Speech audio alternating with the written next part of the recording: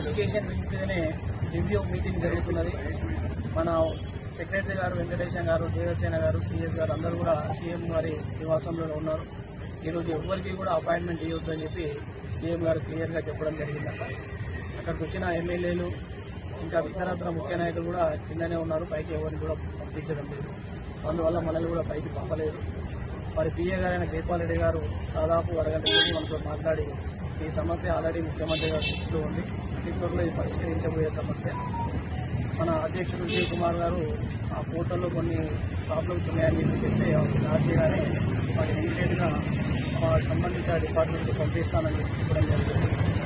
ఎవరు కూడా బాధపడద్దు, ఖచ్చితంగా ముఖ్యమంత్రి గారు మేనిఫెస్టోలో పెట్టేది ఆ సమస్య పట్ల సానుకూలంగా ఉన్నారు కాబట్టి సమస్య అతి త్వరలో పరిష్కరించబడుతుంది అని చెప్పి క్లియర్గా వారి పిఏ గారు జైపాల్ రెడ్డి గారు తెలియజేయడం జరిగింది.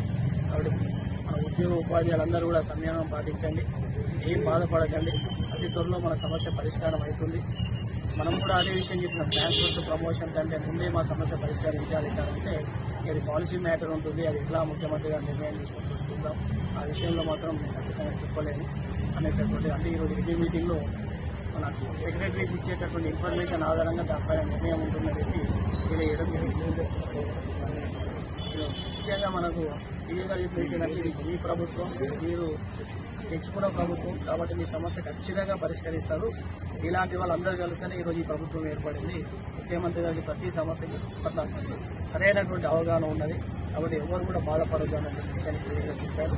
ఈ విషయం మీకు అతి త్వరలోనే మీకు ఫోన్ ద్వారా మేము ఇన్ఫర్మేషన్ పంపిస్తామని మన అధ్యక్షుడికి నాది ఫోన్ నెంబర్ చెప్తున్నారు. ఆ ఇన్ఫర్మేషన్ అనేది తెలియజేస్తానని చెప్పి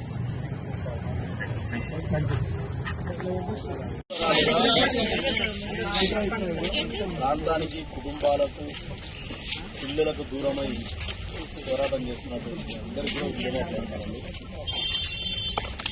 అంటే ఇట్లా పోరాటం చేయాల్సి రావడం కూడా దురదృష్టకరమైనటువంటి అంశం.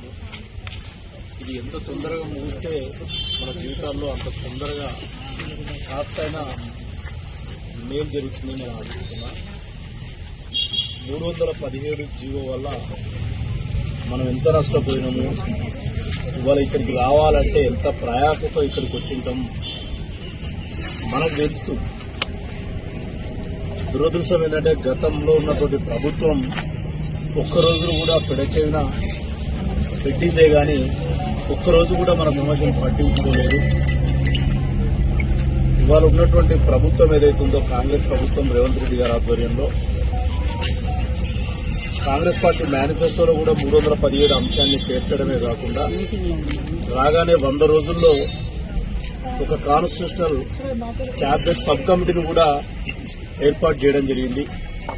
దురదృష్టం ఏంటంటే క్యాబినెట్ సబ్ కమిటీ ఏర్పడిన తర్వాత ఎలక్షన్ కోర్ట్స్ రావడం, ఆ క్యాబినెట్ సబ్ కమిటీలో ఉన్నటువంటి 3 మంత్రులు కూడా ఎంపీ ఎలక్షన్లలో ఇన్ఛార్జీలుగా ఉండడం వల్ల మన గోష్ఠను సరిగ్గా వినలేదని అనిపిస్తుంది.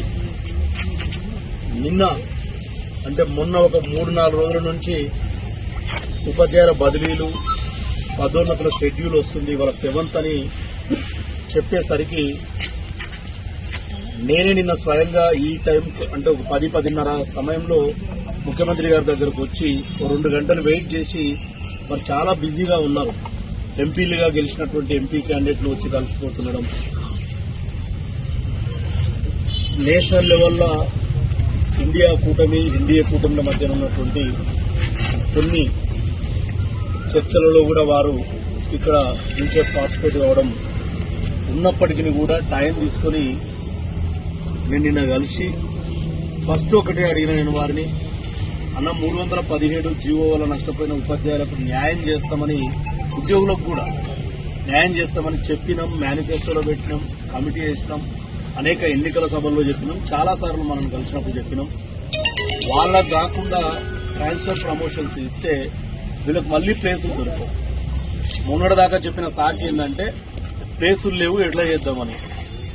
సరే, అన్ఫార్చునేట్లీ మార్చి 30 నుంచి రిటైర్మెంట్స్ ప్రారంభమైనాయి.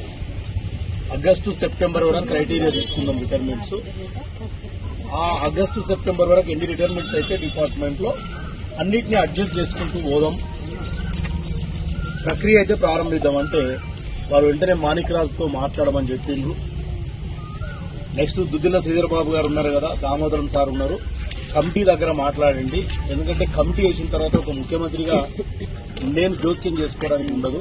కమిటీని వేగవంతంగా పనిచేయమని చెప్పగలుగుతా. ప్లస్ కమిటీ ఇచ్చిన రిపోర్ట్ ఏదో ఉంటే దాని మీద ఎమ్మని నిర్ణయం తీసుకుందామని నిన్న చెప్పారు సార్. నాకు వెంటనే నేను సెక్రటరియట్ వెళ్ళి పొన్నం ప్రభాకర్ గారిని కలిసిన. సార్ కూడా అప్పటికి ఆదేశాలు పోయినాయి.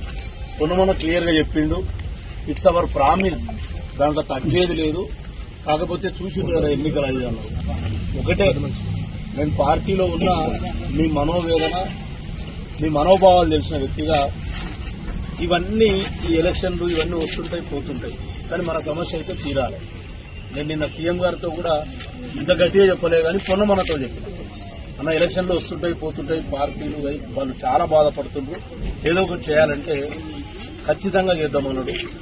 ఇప్పుడు కూడా మీరు సీఎం ఆఫీస్ ముట్టడి పెట్టుకుంటే నేను నిన్న ఏం చెప్పిన జూమ్ మీటింగ్ అంటే వద్దు, సీఎం గారు సానుకూలంగా స్పందించారు.